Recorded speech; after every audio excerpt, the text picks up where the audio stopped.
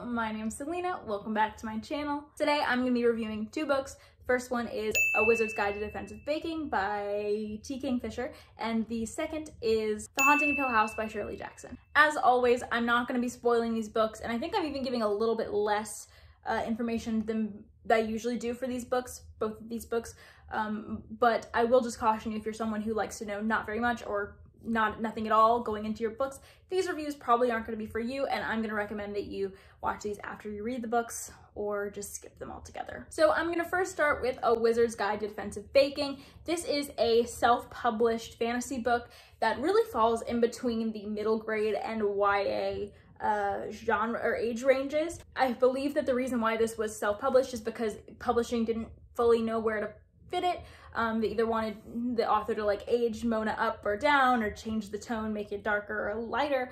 I don't know. It's very much right smack in the middle type of book. It has a lot of darker themes that one might put towards YA, and it doesn't read especially young, but there is some young sort of humor and lightheartedness to it that I think a lot of YA readers would find annoying or just odd, and so I will warn you about that. There's some immature like toilet humor and things that you may not find very interesting, but that didn't really bother me. It was only a few things, and I overall liked the lighter tone of this. In this book, we follow 14-year-old Mona, who is a bread wizard. She can only work with bread. That's why she works in her aunt's bakery, and she does things with her magic like convincing bread that it doesn't want to burn and making gingerbread men dance. But her life is turned upside down when one day she finds a dead body on the floor of the bakery, and that kind of sets off a chain of events where Mona is involved in this political conflict that Mona really doesn't feel that she has much place in,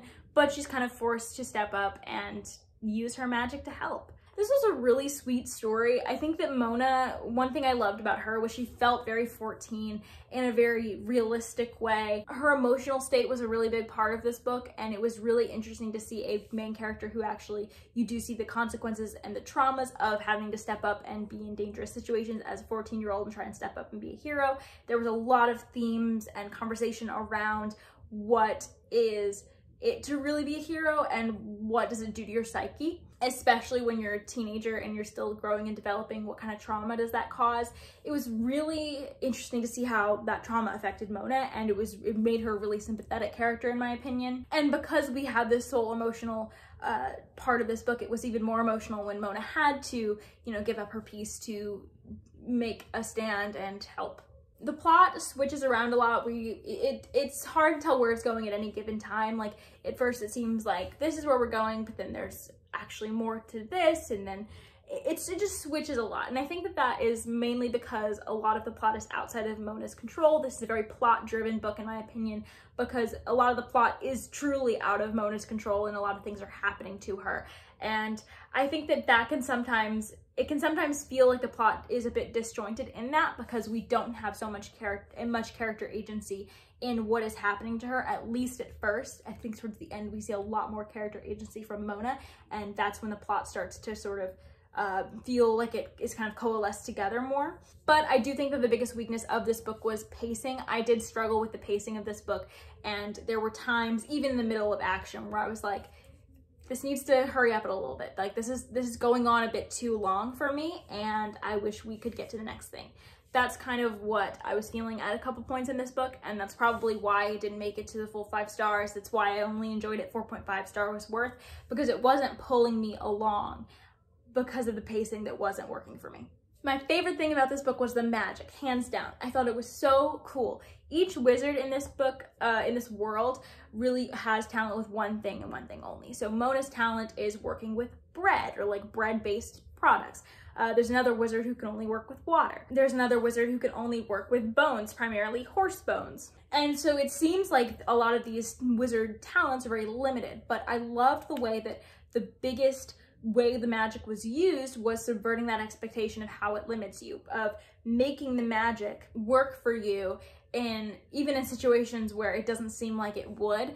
It forces wizards to be very creative and crafty in how they are doing magic. And then within that, you have to see how Mona, of all people, who is just a bread wizard, has to use her powers in a more defensive manner. And she has to be really creative in how she does that. And I thought it was just so cool. It was such a cool, interesting thing for this book to focus on that I thought was great. This was a really sweet story with a unique premise, with pacing that I sometimes struggled with. But overall, I gave it 4.5 stars, and I do recommend it if it sounds like something that you would enjoy, because it was a really, really good book. Okay, on to The Haunting of Hill House. So this is a gothic horror classic that has really been praised as the haunted house book. This is like the haunted house book of all haunted house books, the book that if you have a haunted house, all other books refer back to. At least that's how I've heard this spoken about. And I don't really like to review classics usually because I just feel like there's not that much for me to add to the conversation.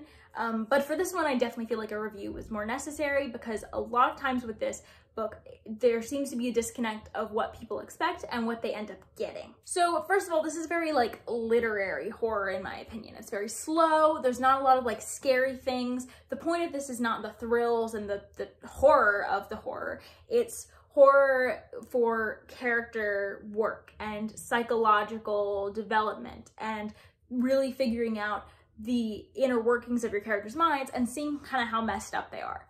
And so when the horror happens, it's really for you to see how the horror affects the character's psyche. It's not really to scare you or to get you involved in the story at all. It's very disconnected in that way that literary fiction can sometimes be, where you're watching something happen, but you don't feel like you're in it. That was definitely what this book was going for. You're not supposed to feel like you're in Hill House yourself. You're supposed to feel like you're learning about Hill House and these characters in Hill House. And I think that that is why this doesn't get a lot of people. A lot of people don't find this scary, and I think it's because it's, first of all, not trying to be, but second of all, it's not trying to put you in the position of these characters.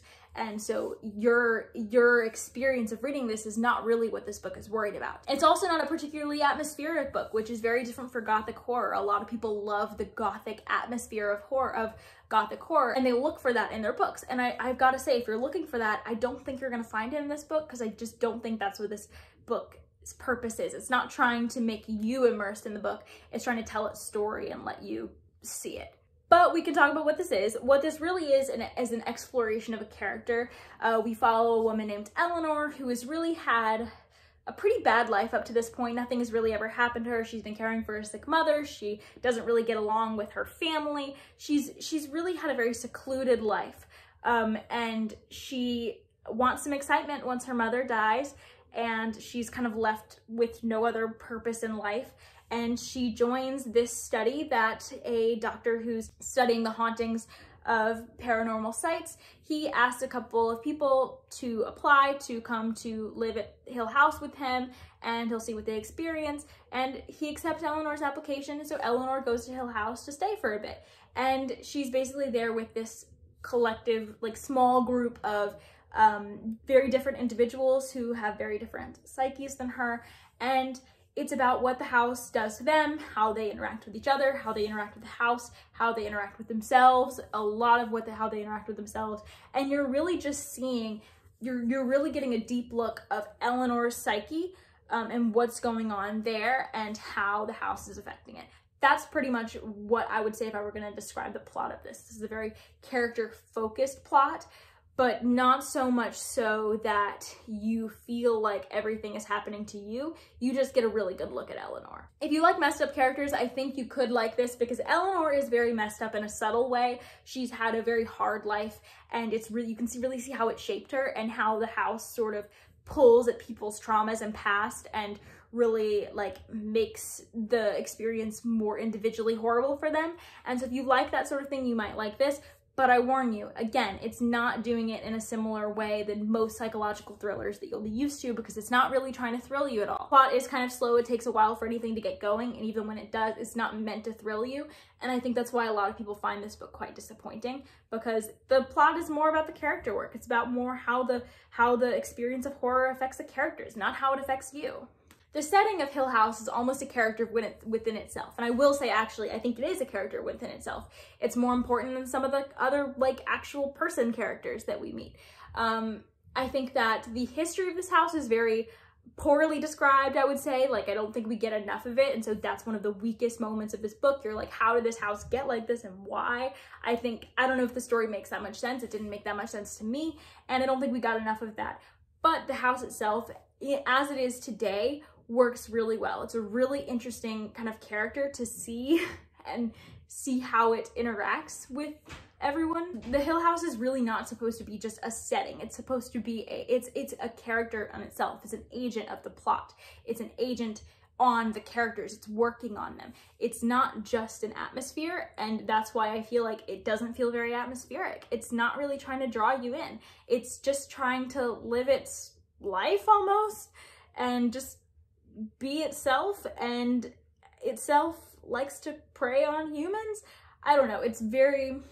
This is one where I can't really describe what the house is like to you other than you reading it, but the first line might give you a pretty good idea of what the house is like and also what Shirley Jackson's writing style is going to be like. So I'll just read that to you really quickly. No live organism can continue for long to exist sanely under conditions of absolute reality. Even larks and katydids are supposed by some to dream. Hill House, not sane, stood by itself against its hills, holding darkness within. It had stood so for 80 years and might stand for 80 more. Within, walls continued upright, bricks met neatly, floors were firm, and doors were sensibly shut. Silence lay steady against the wood and stone of Hill House, and whatever walked there walked alone. So from that, I think you can see a bit of the character of the house and also a bit of the character of Shirley Jackson's writing. I think her writing style is beautiful. It really lends itself to this story because it is just so like poignant and in a literary way, in a way that she can get your characters down exactly. And she just weaves this story with so many messages and so many like literary references and just different things that she did to make this more complicated within the legacy of the Gothic. There were tons of things that I saw within her writing that she did on purpose that basically like tied back to another Gothic story that we'd read before. Like The Monk, you may have seen me rant about The Monk later. That came up in this. The Goblin Market, which I read this month. I think that there were hints of that in this. She really works within her genre, and she just wove so much into this book that I think it was really complex, and I can really respect it.